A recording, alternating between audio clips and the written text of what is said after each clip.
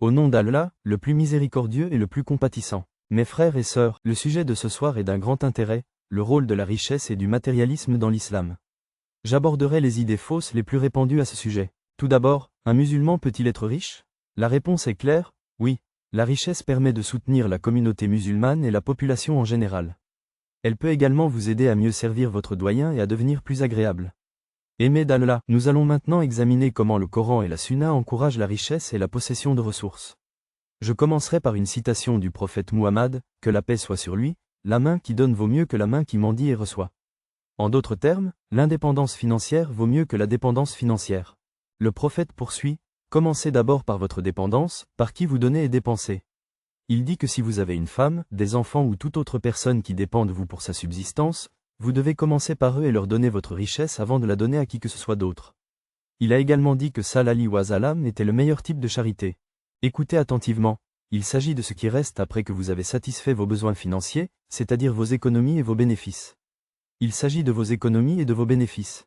Après avoir dépensé pour vous, votre femme, vos enfants et les personnes à votre charge, ce qui reste est la meilleure charité. Cet argent restant peut être utilisé pour votre famille et vos moyens de subsistance, votre logement, vos vêtements, votre nourriture, votre sécurité, etc. La meilleure charité que vous puissiez faire, c'est celle-là. Il y a une priorité claire, les personnes à charge sont prioritaires. Dépenser pour vos proches est plus cher à Allah parce que personne d'autre ne le fera. Vous avez l'obligation de dépenser pour vos proches. Il est clair que la meilleure charité est de donner ce que l'on a. Il y a une priorité claire, les personnes à charge sont prioritaires, et le fait d'être obligé de dépenser pour vos personnes à charge est plus aimé d'Allah parce que personne d'autre que vous ne dépensera pour elles. Dépenser pour les personnes à votre charge est également considéré comme une charité. En fait, c'est la meilleure des charités. Ce qui est obligatoire est la meilleure des charités. Il poursuit, Sallallahu alayhi wa salam. Quiconque est capable de ne pas avoir besoin de demander quoi que ce soit aux autres, Allah le rendra sans besoin. Vous devez vous empêcher de demander des prêts aux gens. Évitez de demander aux gens des prêts ou quoi que ce soit d'autre. Allah vous rendra indépendant. Il dit que si vous êtes satisfait de ce que vous avez, Allah bénira votre richesse et la fera augmenter. Par contre, si vous comptez sur vos capacités, Allah vous accordera l'indépendance financière. Il vous aidera dans vos efforts. Par conséquent, un musulman doit s'efforcer d'être financièrement indépendant. Si vous n'êtes pas encore indépendant, vous devez chercher à l'être et travailler pour cela. Restez assis et attendez, et utilisez les justifications et les excuses qu'Allah vous fournira. Ne mendiez pas et ne demandez pas. Votre famille et les personnes à votre charge sont plus dignes et prioritaires. Il est interdit de les négliger, même au nom de la charité envers les autres. La meilleure charité est d'abord envers les personnes à votre charge, et ensuite, la meilleure charité est ce qui reste de votre richesse pour les autres. Votre obligation envers votre famille est une charité pour laquelle vous êtes récompensé.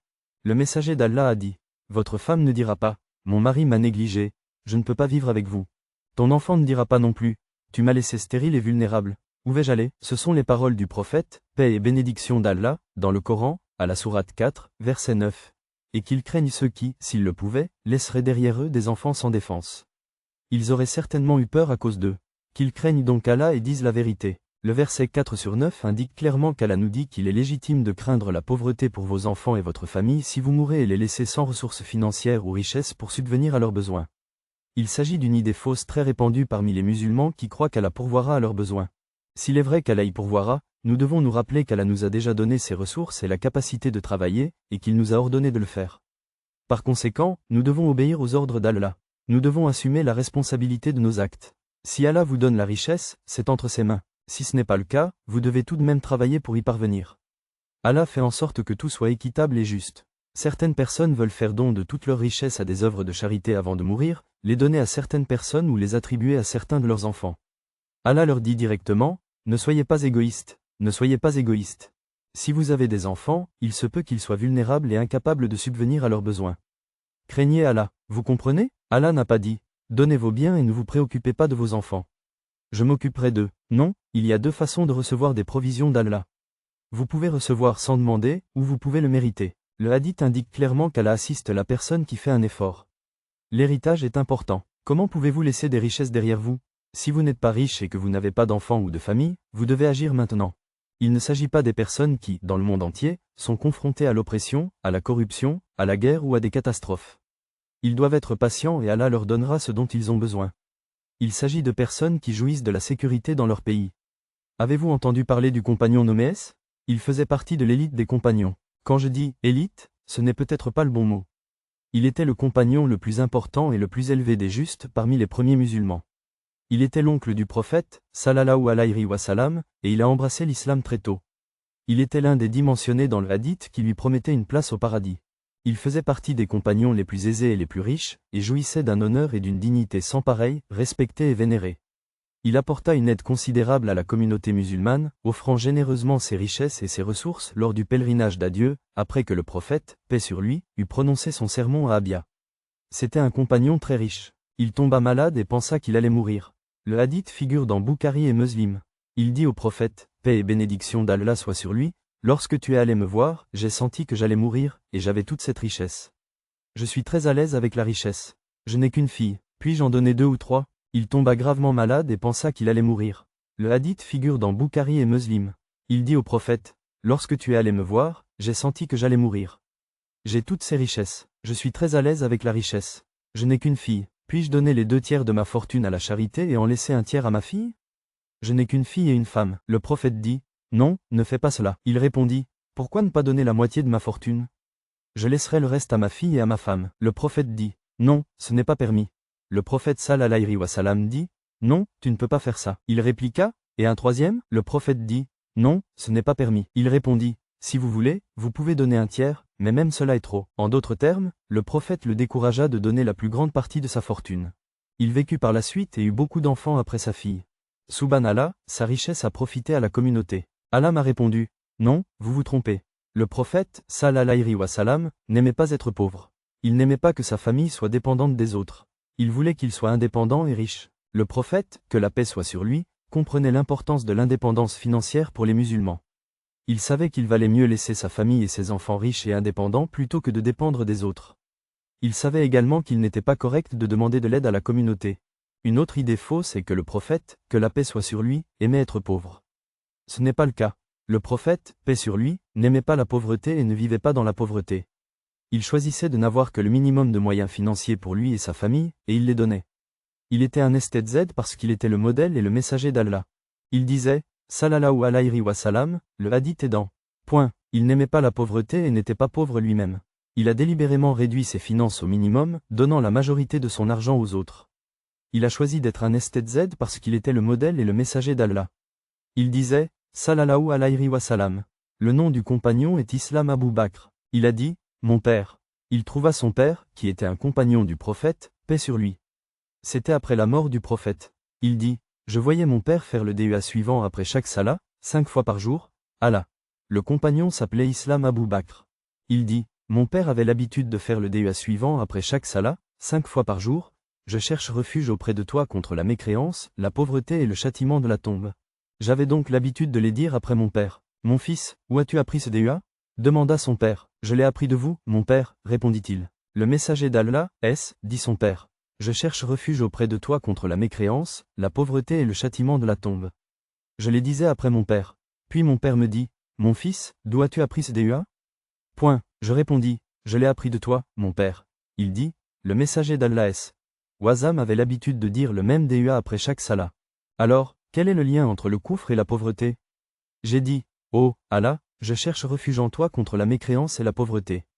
Pourquoi le prophète a-t-il mis ces 2 choses ensemble? Je suis ici pour vous éduquer, mes frères et sœurs. Je ne suis pas ici pour vous motiver pour rien. Nous voulons apprendre à un niveau plus profond. Wazam avait l'habitude de dire le même DEA après chaque salat. Les savants ont authentifié cela. Quel est donc le lien entre les kuffars et la pauvreté? Il a dit, ô Allah, je cherche refuge en toi contre la mécréance et la pauvreté. Pourquoi le prophète a-t-il associé ces 2 concepts?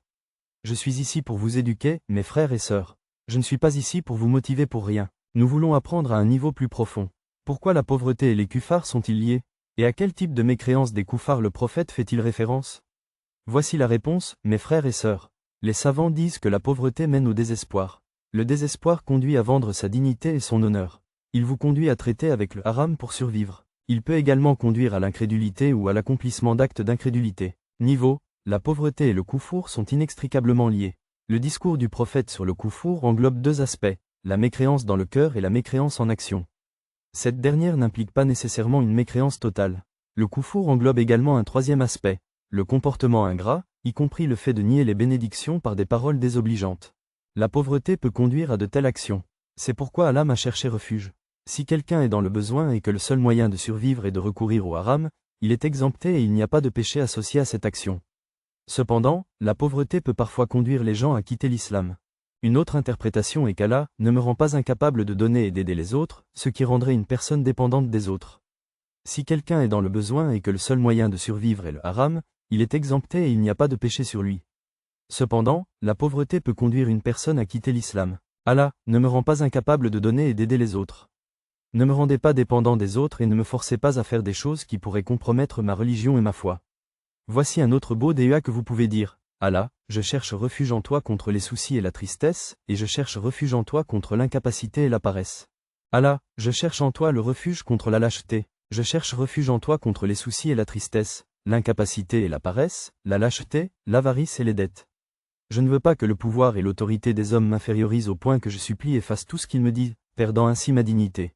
Écoutez cette étonnante DEA d'un grand compagnon nommé. Je cherche refuge en toi, Allah, contre les dettes qui m'accablent et contre le pouvoir et l'autorité des hommes. Ne me rends pas inférieur à eux, ne me force pas à mendier, à invoquer Allah et à perdre ma dignité. Écoutez ce puissant DEA d'un grand compagnon nommé. C'était un paradis promis, un chef de l'une des tribus de Médine. Je n'ai entendu cela d'aucun autre compagnon. Écoutez-le, il dit, ô Allah, accorde-moi l'honneur et la valeur. Je ne peux pas avoir d'honneur et de valeur sans action et sans don. Il ne peut y avoir d'action et de don sans ressources financières. Ô Allah, des ressources financières limitées ne me rendent pas. Le chef de l'une des tribus de Médine me dit, écoutez ceci, et écoutez bien. Je ne peux pas avoir d'honneur et de valeur sans action et sans don.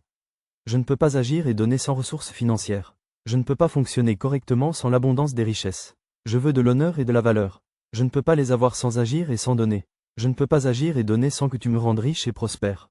Je ne peux pas fonctionner ainsi si je suis pauvre. Je ne peux pas vivre sans cela. Je ne peux pas fonctionner correctement sans richesse. Allah, je veux de l'honneur et de la valeur, mais je ne peux pas les avoir sans action.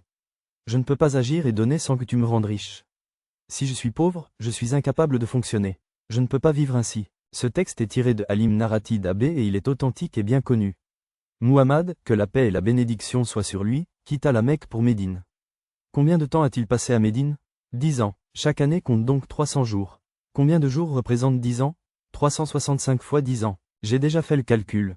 33, pendant 650 jours, il offrit au prophète, paix sur lui, un cadeau chaque jour. Il s'agissait parfois d'une épaule d'agneau, parfois d'une chèvre, parfois d'autre chose. Il a fait cela pendant 10 ans, lui offrant 3 cadeaux par jour. Il était riche. Il offrit au prophète, paix sur lui, 3 cadeaux par jour pendant 10 ans. Il lui offrit 650 cadeaux. Il a pu le faire grâce à sa richesse. S'il a fait cela pour le prophète sallallahu wa sallam, imaginez ce qu'il a fait pour son peuple, sa famille, les musulmans, la communauté et l'étranger. Vous connaissez également les 10 promesses de paradis faites aux compagnons. Il y a d'autres promesses, mais dans ce hadith, il y en a 10. Il y a 650 cadeaux. Il était riche, il est donc clair qu'il avait beaucoup d'argent. S'il a fait cela pour le prophète sallallahu wa sallam, imaginez ce qu'il a fait pour son peuple, sa famille et sa communauté. Ce hadith contient d'autres promesses, dont 7 des 10 compagnons qui étaient extrêmement riches. L'un d'entre eux était Abd. Nous savons tous à quel point il était riche et puissant. Les érudits ont estimé combien il possédait en dinars. Ils ont estimé sa fortune à au moins 800 millions de dollars en monnaie américaine d'aujourd'hui. Soyons clairs, 7 personnes sur 10 étaient extrêmement riches. Parmi eux se trouvait Abd. Nous connaissons tous Abd. À quel point était-il riche et puissant? Les spécialistes ont estimé sa fortune à au moins 800 millions de dollars en monnaie américaine d'aujourd'hui. C'était toute sa vie, et il valait 800 millions de dollars en termes modernes. Ils ont tous commencé dans la pauvreté. Il a commencé pauvrement et a épousé F, la fille du prophète sallallahu alayhi wa sallam. Ils étaient extrêmement pauvres. C'était très dur pour eux. Il était très jeune et un jour, il a dit au prophète sallallahu alayhi wa sallam, « Je souffre. » Sa vie entière et sa fortune valaient 800 millions de dollars. Lui et tous ses proches ont commencé dans la pauvreté. Il a épousé la fille du prophète sallallahu et ils étaient extrêmement pauvres. La situation était très difficile pour eux. Un jour, il a dit au prophète sallallahu, « Je souffre de la pauvreté. » L'homme est entré et a fait un don de quelques dinars, ou dirhams, qui sont inférieurs à un dinar. Il reçut cela et que donna-t-il? Il lui a donné un dirham et lui a dit, « Va au marché et achète-toi telle ou telle date. » Dans la pauvreté, il a attendu, et l'homme est entré et a fait des dons. Il a donné quelques dinars, ou dirhams, moins d'un dinar. Environ 7 dollars australiens. Il a reçu ce don et a dit, « Va au marché, achète-toi telle ou telle date, puis revends-la en faisant un bénéfice. Rapporte-moi ce bénéfice. » Il est parti et a fait exactement ce que le prophète lui a dit. Il revint avec des dates. Le prophète lui dit, « Reprends-le, achète ceci ou cela, et revends-le pour faire du profit. » Recommencez jusqu'à ce que vous ayez assez d'argent pour votre famille et que vous puissiez vivre quelque temps. C'est ainsi que les affaires du prophète ont commencé. Un musulman investit. Le musulman fait des profits. Un musulman s'engage dans le commerce et les affaires. Un musulman s'éduque. Il lit des livres sur la manière d'investir dans les affaires. Il s'informe sur les limites fixées par l'islam en matière d'investissement halal et haram. Les musulmans investissent dans les affaires, s'éduquent et lisent des livres sur la façon d'investir de manière halal, sur ce qui est haram et sur la façon de gagner et de dépenser la richesse. Les musulmans lisent sur ces sujets avant même de gagner de l'argent. Il est obligatoire d'étudier tout ce que l'on s'apprête à faire dans la vie. Demandez conseil à des érudits ou lisez un livre sur l'islam. Renseignez-vous sur l'islam et sur le sujet en question. Par exemple, la finance. Qu'est-ce que la finance halal? Qu'est-ce qui est haram? Comment le dépenser? Quelles sont vos obligations? Qui doit recevoir de votre richesse? Qu'est-ce que la zakat? Combien devez-vous donner? Alors, soyez riche comme vous voulez, mais n'oubliez pas le droit d'Allah. L'islam ne fonde pas votre valeur sur le fait qu'une personne. Le point de vue de l'islam sur la finance est clair. Qu'est-ce qui est halal? Qu'est-ce qui est haram? Comment le dépenser? Quelles sont vos obligations? Qui doit recevoir de votre richesse? Qu'est-ce que le Z? Combien devez-vous donner? Et ainsi de suite. Vous pouvez être riche, mais n'oubliez pas le droit d'Allah. L'islam ne fonde pas sa valeur sur le fait qu'une personne soit riche ou pauvre. Il regarde votre obéissance à Allah, votre adoration, votre conduite, et si cette richesse entre dans votre cœur et vous change. Est-ce qu'elle vous rend avare, plein d'arrogance et d'orgueil? Ou bien la pauvreté fait-elle de vous une personne qui quitte le doyen et blâme Allah? Tout cela est un test. La richesse est un test. La pauvreté est un test. Mes frères et sœurs, tout dans notre vie est un test. Certains disent, qu'en est-il des versets du Coran sur l'abondance? Le verset du Coran nous met en garde contre l'abondance de richesse parce qu'elle nous rend insouciants. Non, non, non.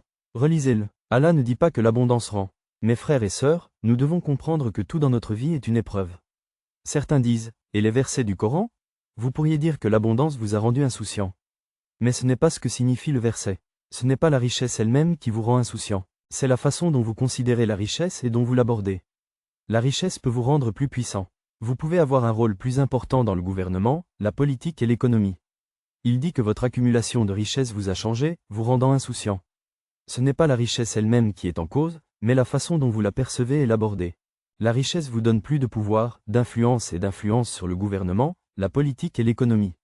C'est pourquoi j'encourage toujours les communautés musulmanes à collaborer, à trouver des moyens de s'employer et de se soutenir mutuellement, à partager leurs ressources, à se former et à s'entraider pour aider notre communauté à se développer. Nous devons être forts, puissants, indépendants et financièrement solides. L'islam nous décourage de contracter régulièrement des prêts. Les musulmans qui ont l'habitude de demander des prêts pour des dépenses inutiles sont fortement découragés et perçus négativement. L'islam encourage les musulmans à être forts, puissants et indépendants financièrement, et à n'avoir besoin de personne. Il décourage les musulmans de contracter des prêts, sauf en cas de nécessité. Les musulmans qui demandent toujours des prêts aux autres, même lorsqu'ils n'en ont pas besoin, commettent un acte dangereux. Ils risquent de ne pas pouvoir rembourser les prêts. Il est encore pire de demander un prêt quand on n'en a pas besoin, car on prive les autres musulmans de la possibilité d'investir et de faire fructifier leurs biens. Par exemple, si je viens vous voir et que j'ai suffisamment de richesse, mais que je vois une opportunité commerciale pour laquelle je veux emprunter de l'argent, je ne devrais pas le faire. J'investirai l'argent, je ferai des bénéfices et je vous rendrai le montant initial au bout d'un an. Je vous aurais fait du tort, et vous auriez pu investir, faire fructifier votre patrimoine et aider votre famille. Au lieu de cela, j'ai pris votre argent et je l'ai investi. Ce n'est pas haram, mais c'est mal vu dans l'islam, car la richesse des musulmans est destinée à être investie et à s'accroître. Je l'ai investi pour faire des bénéfices et je t'ai rendu la même somme d'argent au bout d'un an. Je ne vous ai pas fait de mal. Vous auriez pu investir et faire fructifier votre fortune, aider votre famille et les autres, mais vous ne l'avez pas fait. Ce n'est pas haram, mais c'est mal vu dans l'islam parce que la richesse des musulmans est censée circuler et s'aider mutuellement à devenir plus forte. Un hadith me fait réfléchir. Ce hadith est authentique et raconte que le prophète, que la paix soit sur lui, est venu prier la janaza pour un homme qui était mort. L'un des compagnons était décédé et le prophète, paix sur lui, avait l'habitude de dire, le prophète Muhammad, paix sur lui, est venu prier janaza pour un homme qui était décédé. Le prophète Muhammad, sallallahu alayhi wa sallam, demandait toujours, votre frère, votre compagnon ou votre sœur a-t-il encore une dette? Cet homme avait une dette à rembourser. Je crois qu'elle s'élevait à environ 70 dinars, ou quelque chose comme 7 dollars. Demandez, votre frère, votre compagnon ou votre sœur a-t-il encore une dette? Cet homme avait une dette à rembourser. Je crois qu'il s'agissait d'environ 70 000 dollars australiens. On lui a dit qu'il avait encore une dette qu'il n'avait pas payée. On a pu lui dire, va prier, mais il a refusé de prier. Ce n'était pas parce qu'il ne le méritait pas, mais parce qu'il voulait que sa demande soit acceptée. Il ne voulait pas que sa prière soit refusée. Il a déclaré fermement qu'il ne voulait pas que ses compagnons prennent l'habitude de demander aux gens de s'endetter. Un compagnon lève la main et déclare « Je réglerai sa dette, à condition que tu pries pour lui ». Il demande si cela est considéré comme un accord formel. Le compagnon a confirmé que c'était le cas et il a été témoin de la transaction. Il a fermement dissuadé les compagnons de prendre l'habitude de demander inutilement des prêts aux gens. Un compagnon leva la main et déclara « Par Allah, je réglerai sa dette, à condition que vous priez pour lui ». L'homme confirma l'accord en déclarant « J'en ai été témoin ». Il a ensuite conseillé « Si vous avez quelqu'un, c'est la raison pour laquelle les gens devraient faire un testament. Si vous avez des dettes, assurez-vous d'avoir quelqu'un d'autre qui les réglera pour vous. » Quelques jours plus tard, il s'approcha du compagnon et lui demanda « As-tu payé la dette de ton frère ?» Le compagnon répondit « J'étais occupé. » Il dit « Je ne suis pas sûr de l'authenticité de cette partie du hadith, mais c'est quand même effrayant. » Il est dit « Maintenant, sa peau s'est refroidie. Seul Allah sait ce qu'il y a de mieux. Je ne le suis pas et je ne peux pas garantir son authenticité. Cependant, il y a une désapprobation des personnes qui cherchent à obtenir des prêts inutilement. Nous constatons que la richesse peut corrompre nos cœurs et nos esprits, détruire nos relations et nos obligations, et transformer même les parents de sang en ennemis. J'ai vu cela dans les affaires, les partenariats commerciaux et les conflits d'héritage. Lorsqu'un parent meurt, les enfants commencent à se disputer l'héritage. Allah a clairement déclaré que nous savons que la richesse peut corrompre nos cœurs et nos esprits, détruire nos relations et nos obligations, et transformer même les parents de sang en ennemis. Je l'ai vu dans des partenariats commerciaux, des conflits d'héritage et des querelles familiales. Allah a clairement stipulé qui reçoit quoi, et nous avons entendu parler de ces deux hommes qui sont entrés en contact avec le prophète des David. Dame était l'un des plus grands juges, et ces deux hommes étaient des anges sous forme humaine, qui testaient Dame et lui donnaient une leçon.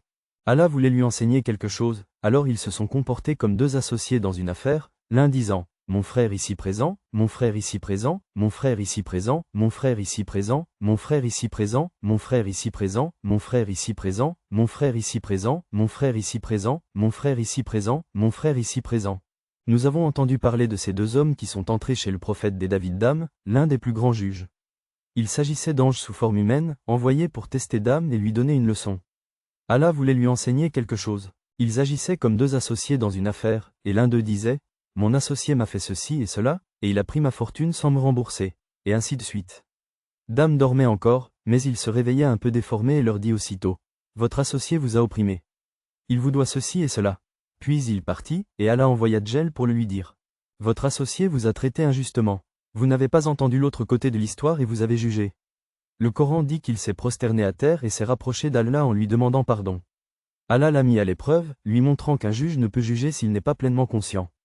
Vous les avez traités injustement. Tu n'as pas entendu les deux versions de l'histoire, alors le Coran dit que tu t'es prosterné à terre et que tu t'es rapproché d'Allah, lui demandant pardon.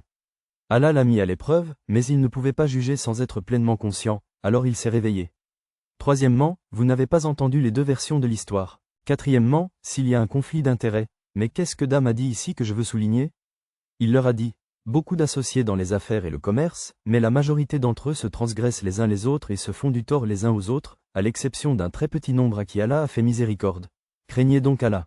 La troisième personne, affolée, ne tient pas compte du contexte des deux côtés de l'histoire, et la quatrième est confrontée à un conflit d'intérêts. Dame a souligné un point essentiel. De nombreux partenaires en affaires transgressent l'un contre l'autre, à l'exception de quelques-uns qui reçoivent la miséricorde d'Allah.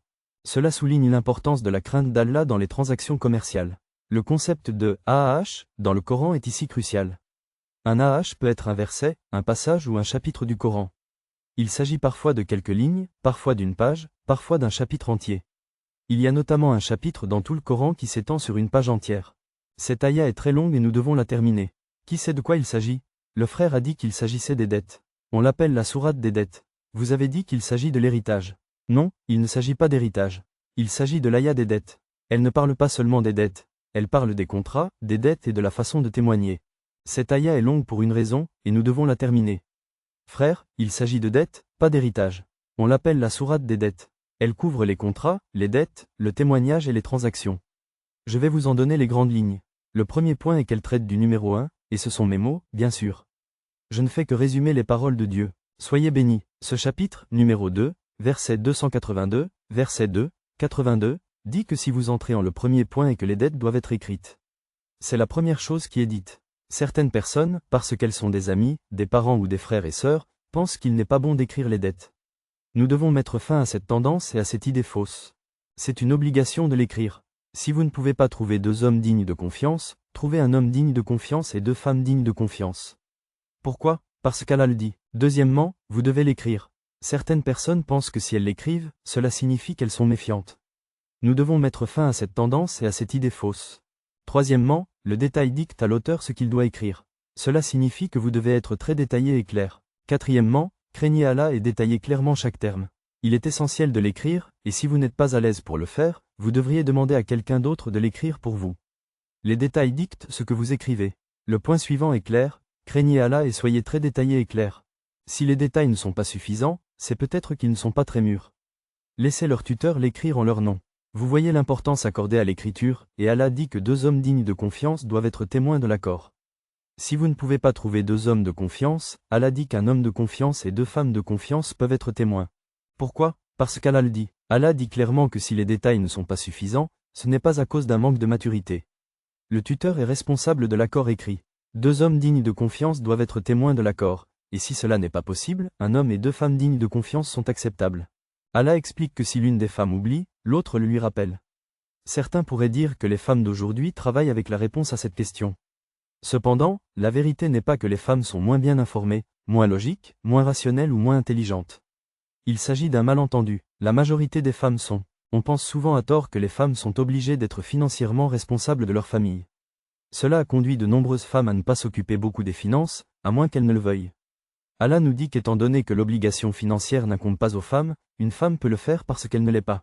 Allah précise qu'étant donné que les femmes ne sont pas obligées de s'occuper des finances, elles peuvent ne pas être pleinement conscientes de leur situation financière. Cela est particulièrement vrai pendant la grossesse et l'éducation des enfants, lorsque les femmes peuvent avoir plus de difficultés à se souvenir des détails financiers. Allah souligne l'importance de la documentation pour éviter toute divergence potentielle. Les témoins doivent être prêts à fournir des preuves lorsqu'on les appelle, en faisant preuve d'un haut niveau de responsabilité et de diligence dans leurs transactions financières. Allah précise que les transactions et les conditions doivent être écrites clairement. La date d'échéance doit être précisée. C'est l'approche la plus équitable et la plus juste, qui évite toute ambiguïté, tout doute et toute accusation ultérieure. Cependant, les transactions immédiates, telles que les ventes ou les achats, ne doivent pas être écrites, bien qu'il soit préférable de le faire. Allah déclare clairement que les transactions et les conditions doivent être explicitement écrites, afin d'assurer la clarté et la transparence. Il souligne l'importance des transactions immédiates, telles que les ventes ou les achats, pour lesquelles l'écrit n'est pas obligatoire mais fortement recommandé. Le scribe, la personne chargée d'enregistrer la transaction, doit être à l'abri de toute menace ou préjudice.